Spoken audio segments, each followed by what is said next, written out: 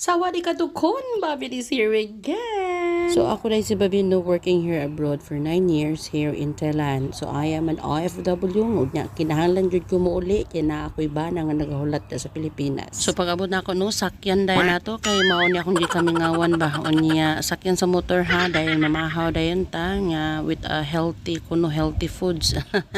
Dayon giserbisyuhan po to sa tumbanan no kay mao lagyan nga panagsarat mo uli. So anyway, so mao ni ang mga activities samtang ko na di sa Pilipinas. Kinahanglan jud nato ni ulian sa una every 2 years makuga uli. Unya karon kay na naman tay bana no nga kinahanglan jud ay ulian. Na kuratan ang budget. Bitaw oy ang Ginoo ra jud sponsor namo ani. Nata problema na no ang Ginoo ra to pabulimahon kay since the day nga nagkaila mi hantod nagminyo mi siya man jud among sponsor. Masin sa among kasal bitaw no nanga shock na lang jud mi kay grabe jud ang panalangin niya ang gihatag sa amo. And there's no room for doubt no kay grabe na jud iyahang panalangin. So dili man siya nag-awas-awas pero enough for both of us. Ang amo ra man jud ginapasalamatan sa Ginoo no kay kana bitong iyang gina-provide ang among needs.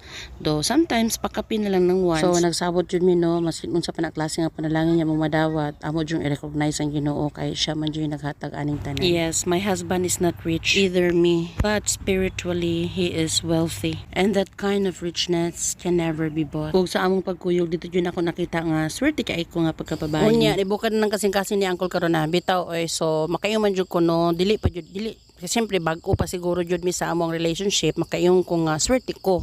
But anyway, I'm praying for that no. Kay nakita man gud nako nga akong amahan sa una pagmata niya sa buntag, nakita nako nga naa siya sa iyahang Bible, gagunit, gabasa. And same way mao po na ako nakita sa akong bana karon. So makaingon ko nga hala akong papa ing ani. So akong bana ing ani po. No? Lahi man pud akong papa, lahi pud akong bana karon. So but anyway, nakita nako ang similarities ba no nga naa joy unahon jud ang Ginoo sa ilang kinabuhi kay kung unahon gani ang Ginoo sa kinabuhi I know nga ang tanan mo follow ra jud na siya so apil na dira may respetuhon sa asawa may gugmaon nga na ba. But anyway dili ko wala ko naingon niya dili mi galalis ni Jan oy galalis mi maglalis mi mga 5 ka oras jud na ang solusyon sa among problema. So di jud ka basta-basta nga maghatag og problema sa ako kay 5 ka oras ang ato ang i-solve sa problem na mao na ron. But anyway mas ganahan ko ana kay murag ko ana siya baka ng productive bitong inyuhang pag-solve kung ano yung ngano na ana. So anyway part yun na sa relationship lahi man jud tag style no nya ako bago pa jud ko so dili ko kaingon nga dili jud mi magkagubot jud mi but with God's help paningkamutan jud namo. Pero but anyway nalipay ko kay one time nagka problema gani mi no nami something gidiscuss pero kuan jud namo ang gidiscuss jud namo kung unsa jud ang problema. Dili kay i-hate nimo ang tawo kay mao na siya na problema dili ang i-discuss ninyo ang problema no. God's help na tagaan na po namo solusyon bago pa mi.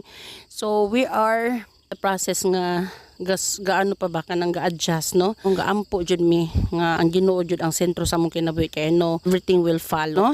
So God bless everyone lahi man jud tag mga problema sa kinabuhi but I pray nga unahon jud nato ang Ginoo. Mao nang hanyo po ko sa inyo ha nga apilon mi ninyo sa inyong mga pagampo kay bag-o pa gani mi sa relasyon no kay I know nga daghan pa nga mga pagsulay nga maabot ug matest jud ang among mga karakter ang among relationship. Hanto din na lang mga auntie mga uncle, see you on our next vlog. God bless you and ingat.